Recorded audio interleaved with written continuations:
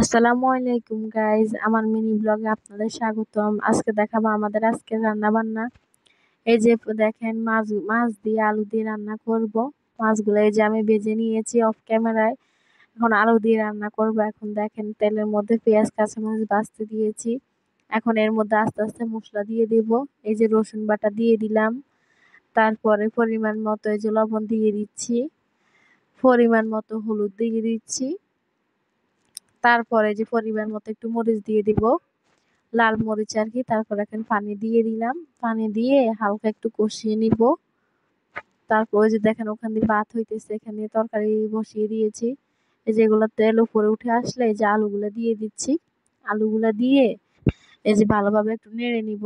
নেড়ে চেড়ে ঢাকনাটা দিয়ে রাখবো আলুগুলা হওয়ার জন্য। এই যে অফ ক্যামেরা আমি মাছগুলা দিয়ে দিয়েছি।